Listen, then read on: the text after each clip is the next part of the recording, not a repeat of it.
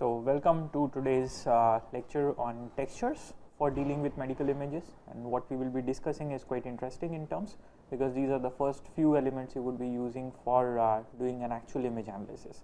So we will start by dealing with what textures are and how they are defined, and eventually we will go into different semantic categories of how textures are categorized over there, along with the different measures for measuring different kinds of textures, and eventually we will find an application area for them as well. So without much of a delay over here, let's start with it. So the first I will be introducing you the concepts about what textures are, and try to at least elucidate as to what is the difference between texture, which is quite a local phenomena dependent on the image appearance model itself, versus what is noise, which is also a local disturbance, but that is not something which is dependent on the imaging, which is not dependent on the image parameter, but is more a function of the imaging instrument itself. So from there I would go into telling into what are statistical versus textural versus structural textures, and what is the difference between each of them, how they are characterized independently of each other. Following that will be some of the very classical texture measures. So I will be starting with co-occurrence matrices, orientation histograms, local binary patterns, and textures from Fourier features and wavelets. So they will be following one beyond the other in a very distinct fashion, and each of them are pretty distinct of each other, so they are not quite overlapped as such, and each of them reflect a very distinct property of the image itself.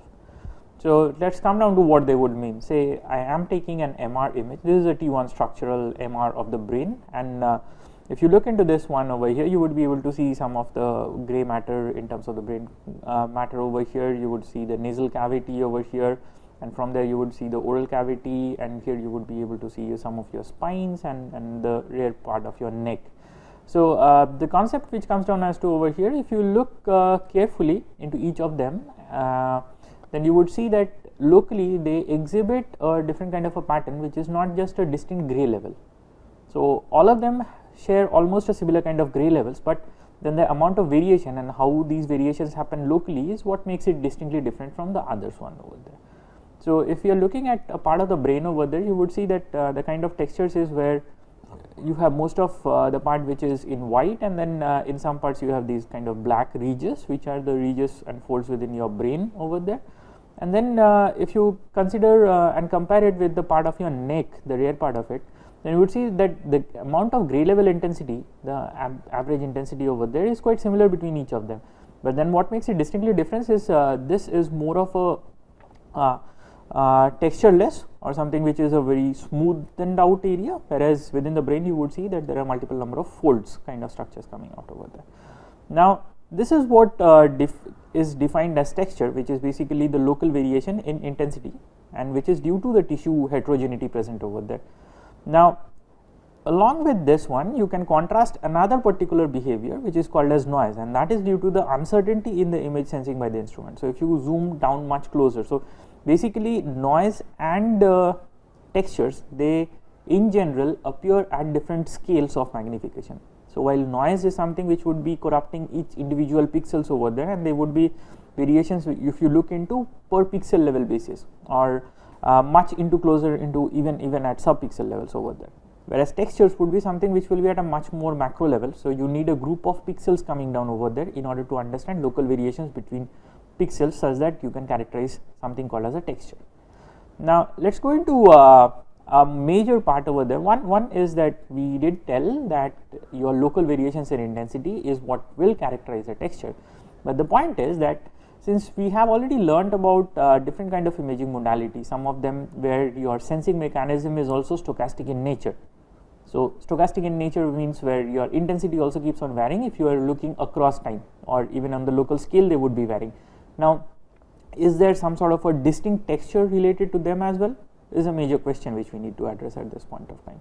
So that's where I would be bringing into this concept of what is a structural texture and what is a statistical texture. So let's take the simple example of your liver, and let's look into how you can scan the liver. So the first example which I take is basically to scan it with an MRI. So this is the same section of the liver which you are seeing on your MRI.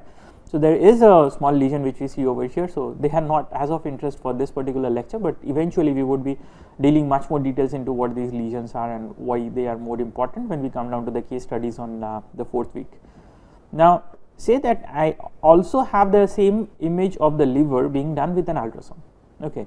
Now the challenge over here is that in your MRI of the liver, you would see a very distinct intensity level over coming down, whereas in ultrasound you will not see such a distinct intensity level. So let's basically magnify and look into one single region of interest. So if you look into the same region of interest which is within the liver parenchyma, and you look into your MR over here and also look into your ultrasound over here. So in the ultrasound image you would definitely see some local variations in intensities coming down, whereas in your MR image there is no such local variation of intensity visible. It's not in such a great range. You have some, so there are some of these white spots which are basically due to the hepatic blood vessels within your liver parenchyma, but it's not such a major change which you see, whereas over here you would see that there are changes which happen almost like at a 2 or 3 pixel frequencies coming down in the spatial neighborhood. Now let's compare the other two regions which are basically out of the liver parenchyma, something within the body part over there. So this is an external tissue. If you look into the MR over there for this external tissue, you see a distinct change in the gray level intensities and also in the nature of texture. So this part of it is quite highly textured. The amount of high frequency components or local variations are much higher than compared to your liver parenchyma over there. It should be a very definite indicator saying that if it's a highly textured surface, then it is not within the liver parenchyma as far as the T1 MR is concerned, whereas if it's not so textured, then it's within the liver parenchyma. Now the contra happens when you are looking at an ultrasound over here. The fun is that over here you would see that it's still quite full of speckles over there, so you see a lot of local variations. The only difference is that the nature of these speckles which appear in the external tissue is very different from the nature of speckles which appear within the liver parenchyma, which is distinctly visible over here. But the point is that if I am trying to use a structural approach to encoding textures, which is say I am looking at just local variations in intensities over there, then what I would be getting in the ultrasound for a liver parenchyma would be almost similar to what I would be getting for the external tissue in the ultrasound as well, whereas it would be very distinctly different if I am looking at an MR image.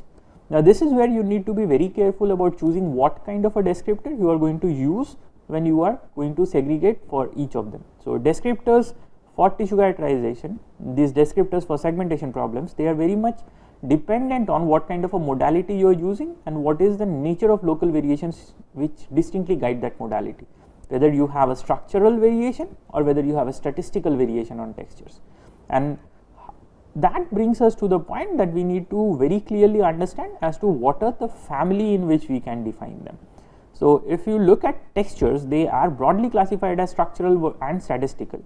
So within the structural family, the first one comes down a local binary pattern because it looks into the local variations over there. The next one is obviously Fourier coefficients, which come down from the family of Fourier descriptors as well. So this is basically something which you derive from Fourier coefficients and Fourier transform of an image.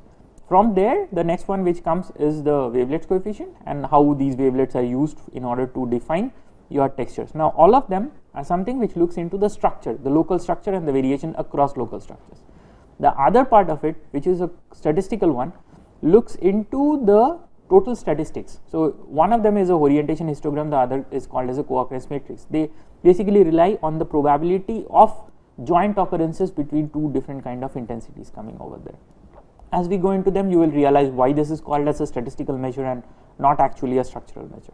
So we start with the most unique, the most recent one which happened in this history. So this is a particular contribution which is very recent in terms of, is from 2006, and the amount of contribution it has, the impact it has across the community is actually immensely large. So let's look into this first family of descriptor which is called as a local binary pattern. So I start with a very practical example. So say that I am looking at one particular location X, and over there I consider a 3×3 neighborhood around that location. Now if this is what I observe on this 3×3 location over there, so this at this particular point where this arrowhead is pointing, if you take a neighborhood of 3×3, then this is the kind of structure you will be looking over there. So on this neighborhood, the central pixel which is in yellow over here is actually the intensity present at that particular location X, and all of these are its neighbors. Now these neighbors are basically encoded. So what we do is we generally follow a clockwise encoding scheme where you start with this particular location as the first element of this clockwise encoding, and then you keep on following along this way to get down the rest of the elements. Now we define another sequence over here which is called as a binary coder. Now what this binary coder says is that this location is a k equal to 0, this location is a k equal to 1. So the value over here is called as gk, which is the gray intensity value. This central value over here is called as gx, as in over here. So if the value of gk is greater than or equal to gx, then you substitute a binary code bk is equal to 1, otherwise you are going to put it down as 0. So basically if you have the same value as the central pixel or a greater value, you have you say that it's true, or the otherwise it's a logical false which you are going to substitute. Now from there what we can do is we can efficiently generate a small pattern which will have 8 elements from this surrounding neighborhood, which encodes into something like a 8-bit integer number. Now corresponding to this bit pattern, since there are 8 elements over there, so obviously you can generate an integer coming out of it and say this one is called so if you have this sort of a pattern, then obviously the value is 254. Now great, it goes down good. Now one of the challenges which we face over here is pretty interesting. Say that this person was rotated a bit. So every time you are not going to live quite outright straight into your MR machine, and now you had just tilted your head a bit. Now once you tilt your head a bit, as such nothing in your anatomy or physiology is going to change. So if I am looking at the same location x again on this new image, I should be able to get its own neighborhood coming down over here. So this is what the neighborhood looks like.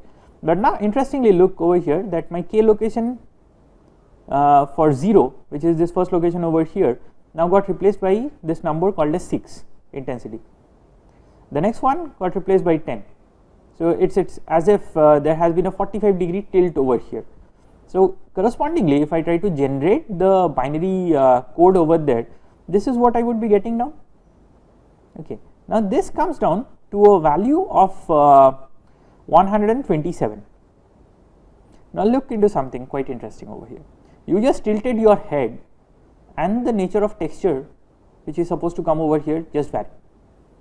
Now this is something which can actually cause a great amount of trouble to most of the problems which we are trying to solve. Like it's not going to be a solution, it's actually going to be a problem which is much more deeper in a sense itself. So now the question comes, is there a way out? And apparently it looks like since you have a binary bit coding over there, you can actually find out a way in order to make this rotation independent.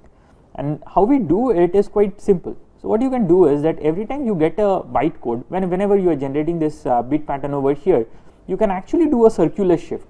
So you can do a circular right shift, or you can do a circular left shift, any one of them is possible. So as of now I am over here just doing a circular left shifting completely. Now if I do a circular left shift over there, I would basically be able to generate 8 such possible variations of a code coming down. Now once I generate 8 of these, now one of these values will be uniquely the minimum value. So the maximum value is also going to be unique, the minimum value is also going to be unique. So what we do over here is we just find out this minimum value out of this circular shift and say that that is basically the local binary pattern which is rotation invariant. So this subscript Ri is to denote that it is rotation invariant LBP at the particular location x, and that is the minimum over all of these particular patterns which I can generate. So the idea is pretty simple, that you have a structural texture descriptor over here which looks into local neighborhoods, and it is quite immune to whatever kind of rotations, local rotations you might ever have, which makes it a very unique descriptor in its own way. And the other good thing is, since it's binary and then you are just looking into greater than and less than comparison operations, you can actually make it much faster than any of the texture descriptors to be described. Now from there, from using this local binary pattern, which is a quite an intuitive and interesting one, so this does not only exist for a 3x3, you have literature which say how to use it for larger neighborhoods. You can have a 5x5, you can have a 7x7, and in fact since you would rather try to look into a circular neighborhood than how to extend them, which are also present in literature. So you can look at that particular paper on local binary patterns and you can find it out. We will have the literature citations at the end of the lecture slides where you have all the details. So they are something which are curiously interesting to be explored, except for the fact that they are obviously computationally expensive on the other side of it. Now from there we move on to another interesting one, which is to use your Fourier coefficients or Fourier features as a measure of texture. Now one thing you might have noted is definitely that if you are looking at textures, there is some sort of a regularity in terms of variations. or your frequencies are quite, so these variations, they seem to have some sort of a spatial frequency. Now whenever the term spatial frequency comes into mind, one of the things which definitely tickles our imagination is that why not think of dealing with frequency as one of the measures for using it. And for that particular reason, we are going to use Fourier features as well in order to describe. Now let's take a sampler over there. Let's take a part of the brain which has this kind of an appearance.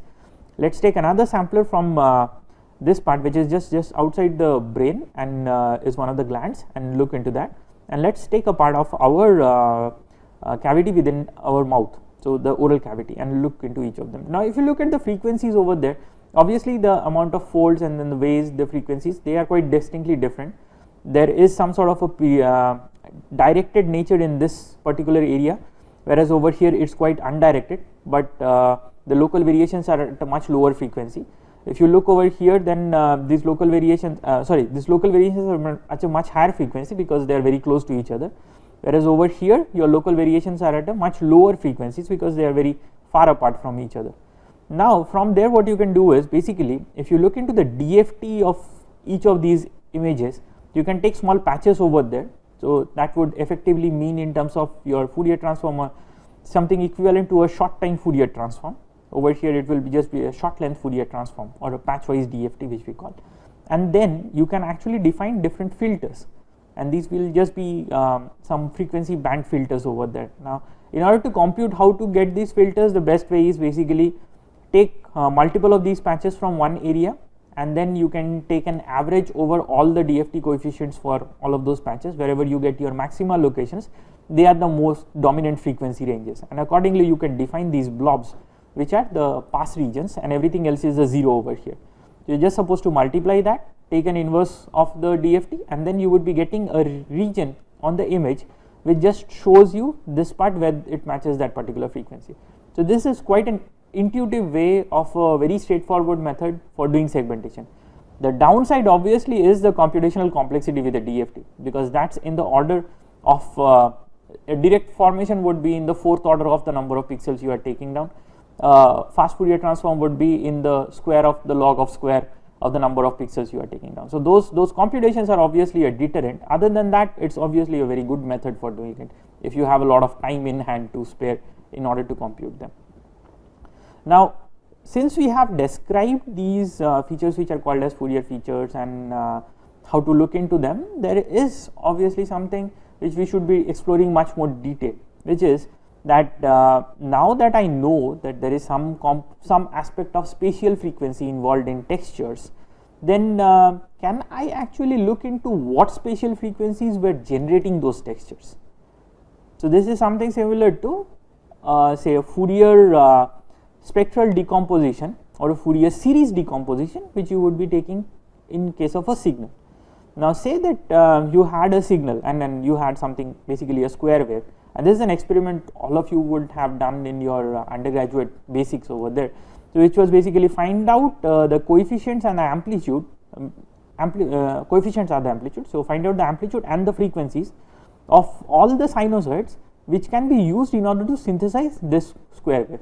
So from your experiments you remember that basically you need to have infinite number of amplitudes or all the possible harmonics which can go tending to infinity, so that you have the best reconstruction. If you are taking something smaller than that, you will have a jittery behavior over there, but you will be able to reconstruct almost something which looks like a square wave.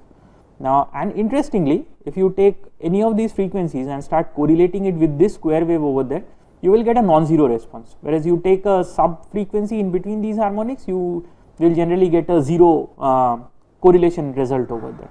Now correlation is basically a flipped out version of convolution, right? This is what we all know from our understanding of signal processing and image processing, which is a fundamental to this course which we are doing. Now that's a curious case which we use over here. Now imagine that each of this wave is just a part of a wave and not a complete wave. Now this particular one at omega 0 will be serving as a reference template in order to generate 3 omega 0. So 3 omega naught is generated by basically compressing or fitting 3 times of the same wave into the same time length which is for omega naught. Simple definition. A 5 omega naught is basically done by fitting 5 times the length of omega naught into the same length as omega naught. That's how you are going to generate multiple higher harmonic frequencies over there. Now curiously, if this is the situation, then why not let's look into waves which are not necessarily sinusoidal. I mean, think of it in this way, that if there is a square wave and I want to represent it using some waves which are not sinusoidal, but say a square wave itself. So if there is a square wave and I want to represent it using only just square waves and not sinusoidal coefficients, and I define some sort of another integral transform which is not necessarily a Fourier transform but something like a square wave transform, where the fundamental definition over there is every waves are square and then all harmonics are basically square, the harmonics of that square wave coming down. Now you would see that you would just need one square wave at the frequency omega naught in order to synthesize this whole thing. You don't need the other ones. So basically, by changing the nature of the wave from a sine wave to a different kind of a wave, you could cut down on the number of primal definition components you would need, or the number of waves you would need over there in order to define. And this is what is the basic understanding about wavelets.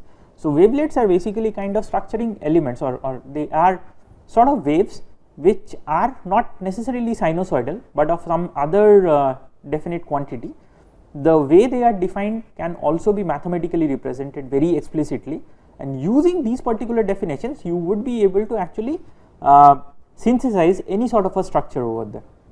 Now the first one we will come down is a very simple one, and one of the most used and very simple to use one, loss mask. Now I start with the 1D definition so that it's easier for you to understand. So what I have done is, over here this is my y axis, is my amplitude axis, the negative part and the positive part all balanced out, and this line is my 0 line, and this x axis is my sample number which would be coming down. So the first wavelet in a loss mask is called as a level wavelet. We are looking at 5 element wide wavelet, and that's why it's called as an L5. Now how it's defined, since it's discrete, you have distinct values specified over there, and the values are something in the range of 1, 4, 6, 4, 1, and this is what the wavelet would look like if I am just going to plot it over there. Now from there, consider that I am looking into another wavelet which is called as an edge. Now this edge, this is the kind of a formation which you would look into them. Now why they get their names are very distinctly interesting, because if you look into this particular kind of a wavelet and you convolve this with another function where you have level shifts, then it's going to give you a very high response whenever you encounter a level shift in your intensities over there. If you are looking into edge, then you would see that this replicates very much a differential operator or a derivative operator. So whenever there are edges, you get a very high response coming out at that region. This is a spot operator, which is something which is if you have a very high impulse coming down, and a correlation is going to give you a very high result over there. For a flat region, it's going to give you a 0 response, because the sum total over this whole thing comes out at 0. Now from there, the other one is called as a wave. So this is in the nature of as if you have a sine wave, and then what will be the response coming down over there. From there, the other one is ripple, which is very similar to a Laplacian of Gaussian, or the second order derivative over the whole image. Now from these, all of these wavelets are basically defined along one axis. But for us, our images don't exist in one single axis, they exist in two different axes, right? It's an x axis and a y axis, and for medical images where you also have a z stacking available, you would be having images which exist in all the 5 axes, all the 3 axes itself. Now the question comes is, can we synthesize higher order filters, say a squared filter, from using these 1D masks over there? And that's actually very simple. What you can do is, you can take a outer product, so take a transpose of one of them and do a cross product with the other one of them. So you can very well take a level transformation on the x axis and the y axis together. You can take a level transformation on the x axis, and you can take a spot transformation on the y axis. Now together what you will do is, if you just do a cross product over there, you would get a square matrix which will look something like this. Now the very easy thing is that if I want to sense if there is a level transformation along the x axis and the spot exists along the y axis, so what I need to do is basically use this particular matrix as a convolution kernel and just convolve with the image. So at all of those positions where I get a high response, that's where you have a level transformation and in the x axis and a spot transformation in the y axis coming down. Similarly, I can define another filter kernel as well, and this kind of a kernel is basically E5T, which is my edge on the x-axis and my spot on the y-axis. So you can, since you have 5 primal component elements over there, you basically have an option of synthesizing 25 such filters over there. Now all of these filters together is what is called as the filter bank. Each of these is called as one of the wavelets or the mother wavelet for the rest of the filter bank over there. Now loss mask is not necessarily restricted to only just 5 elements or a 5 cross 5 dimension. You have them in 3 cross 3 as well. You can extend them to 7 elements, 9 elements, 11 elements. So later on, as we have all the books over there, I will be showing you as to how to expand and what to do. So you can read through much more details in the textbooks which are referred over there for more of the details. Now if you clearly look into this one, you would see that one point is that all of them are integer kind of wavelets. You have levels in which it's translating. It's not a continuous function in which the translation happens. Now for that, a much more improvised kind of a wavelet is called as a Gabor wavelet. Now over here, if you look, there are a lot of exponentials basically, but there's nothing to be confused over there, because the first exponential over here is something which defines a Gaussian. So it's an e power of minus pi, and there is a x square by sigma square y square by beta square, and on the other side of it is this exponential which also has a complex quantity I. Now if there is a e to the power of I theta, by definition we know that from the Eulerian expansion you would get a sin theta and a cos theta term over there. So this definitely needs something which is similar to a wave. Now this part is interesting because this gives you the Fourier fundamental frequencies, and this gives you a damping over the fundamental frequency. So now you just don't have a Fourier wave, but you also have a amplitude envelope on top of the Fourier wave together going down, and everything balanced down such that the energy over the whole envelope stays still restricted to 1. Now x naught and y naught is basically called as the centroid of the receptive field, or basically the centroid location on which pixel you are going to operate this whole thing, and zeta naught and nu naught are called as the spatial frequency. So zeta naught is the spatial frequency along x, nu naught is the spatial frequency along the y axis. Alphas and betas are the elliptical standard deviation of this elliptical Gaussian over there. So if you want to take a non-elliptical Gaussian, you can put down a circular Gaussian, then you can put down sigma is equal to beta into as some particular number. Now this is an example of how these wavelets look like. So as you keep on varying the, so we specifically take down sigma equal to beta equal to the same number, and this is a variation of this sigma and the beta ring, which is, if I am looking along the x axis, then everything is varying in terms of my standard deviation of the Gaussian. If I am looking along my y axis, then what I am basically varying is the frequency zeta naught and nu naught. So as the frequency zeta naught and nu naught, so over here you would see that this wavelet is perfectly aligned along the y axis, but the x axis there is no frequency present over there. Whereas if you look into this one and this one, you would see that the whole frequency exists along the x axis, there is no frequency which is existing along the y axis, and intermediate you would see all of these variations. So by basically changing these parameters over there, I can generate a whole family of multiple of these coming down, and each of them is called as a wavelet element of this whole family over there, and this is the mother wavelet which defines the every element of that family. So these were what we called as structural measures for understanding structural textures. So this is one family which just ends over there, and the same way how you can use it is for any wavelet. So you would just be convolving with one of them and doing it. But the other one which we are entering now, which is called as the statistical measure.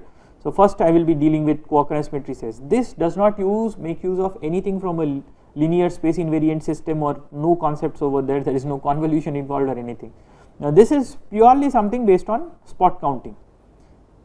Techniques would be similar to what you have done on your local binary patterns over there. So we need to again look into one spot and look into its neighborhood, and then we are going to count down the number of elements over there. And as the name suggests, co-occurrence, so this means that two objects need to occur simultaneously together, and we are just going to measure how simultaneity is present between their occurrences.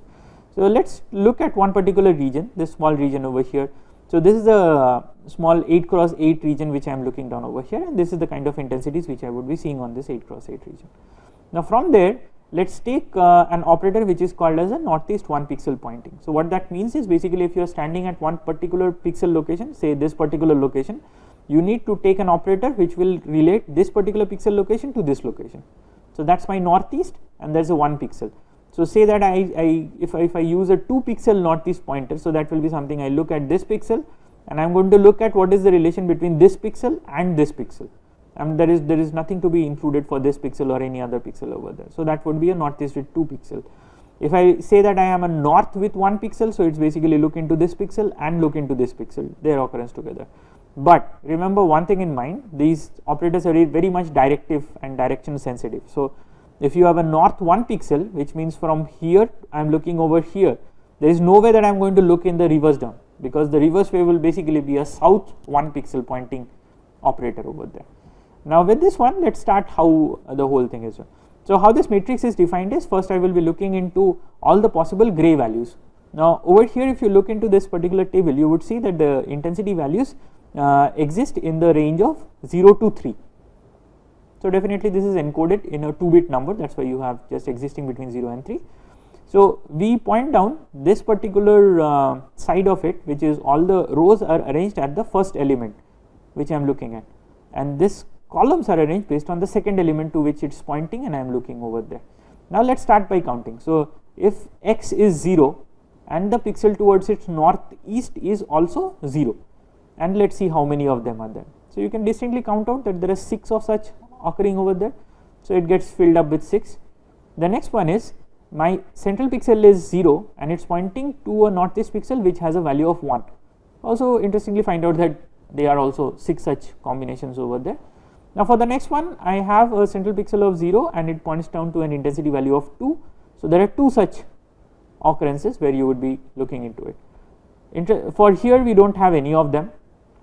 In this case, where it's number of times there is a central pixel value of 1 and it points to a 0, there are 7 of them, and eventually you keep on looking into all of those possible combinations, and you can trace out those particular pairs coming down in your image, and you can populate the whole table over there.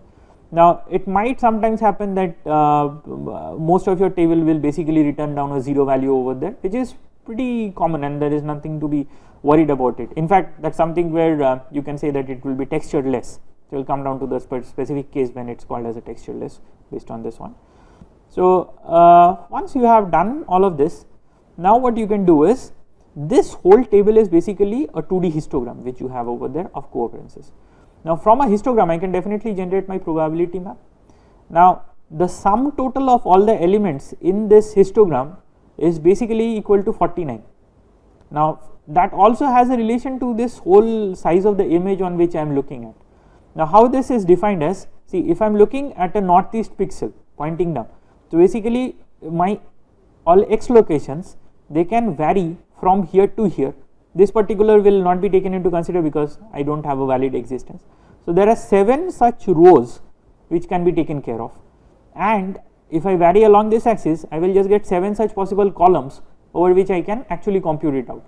So there will basically be a valid region of this one which is 7 cross 7 or total 49 elements over which I can count out. So always remember that the sum total of this histogram should be 49. If it's not, then you need to really revise. There is possibly some amount of pairs which you have forgot to taken down over there. So that's a trick to understanding whether your co-occurrence matrix is perfectly populated or not. Now from there, since we have this probability, and then obviously the sum total of this probability table is going to be 1 by definition of probability, you can find out a few interesting measures. So one of them is energy, which is defined as square of the probability. A and B is basically this combination, 0 and 0 is A comma B. Here for this particular 0 comma 1 is A comma B. Phi is basically the direction at which you are pointing, so over here it's northeast, and D over here is basically the distance over which you are going to look into. So that's 1 pixel. For entropy, it's the standard definition except for that it's over a pair of A's and B's which you look over here because it's a 2D histogram. And an interesting one is contrast. So this is a very interesting measure from the point that you can actually measure whether your image has a high contrast or it has a low contrast or zero contrast. Now this whole thing would end up becoming 0 if everything is flat. Say all the values over here are of if everything within this patch is ones, all ones, then what you have is A minus B will be 1 minus 1, and for that you will have a probability of 1, but 1 minus 1 raised to any power kappa will make it 0, that's why you have a contrast of 0. So a flat image basically has a contrast of 0. Now similarly you can measure whether you are on a flat image or you are not on a flat image using these kind of things, or whether you are on a highly textured image or not on a highly textured image. So if your entropy is basically 0, then again you are on a flat image. If your entropy is something which is much closer to 1, then you are something which is on a highly textured out image itself. Now from there another short and quick introduction is on orientation histogram. Now what it does is, you all know about these gradient operators and edge operators, say using a Sobel and everything. Now on the Sobel you were finding out the magnitude, but you can always find out the gradient as well. So you basically you take a tan inverse of the gradient, y gradient and the x gradient, so you will get down an direction in which that particular gradient is pointing over there. Now say that you are looking at each pixel over there, and then you find out what is the gradient around all of that pixels, and then you populate that into one particular matrix, which is called as the local orientations in an image. Now from that orientation you can basically create a histogram which is of orientations over there, which is called as a histogram of oriented gradients itself. So basically you look into which direction your gradients are oriented and you look over here. Now interestingly what will happen is, this histogram will be unimodal if everything is oriented along one direction. Now if everything is chaotic and all edges are oriented along different directions, so you will have a very flat histogram over here. So all possible gradients will have the same probability over there. So over here we look into this particular kind of histogram which comes out for this particular kind of an orientation. Now these are quite interesting in order to understand whether your textures are directed or undirected. So whether you are looking at fibrous bundles or you are looking at some scattered masses of tissues. When we come down into more of those case studies, you will see a practical application where these will be used further as well. So from there we are actually at the end of today's lecture. So the take home message is that you can actually look into these two books for more of details. So the first book is basically a book chapter on biomedical image processing, a good review of all different measures, and the second one is a complete text, a full major volume text on multiple ways of handling textures and different kind of texture measures which you can use. So these are two definite reads I would recommend for much more detailing as well. So with that, thank you.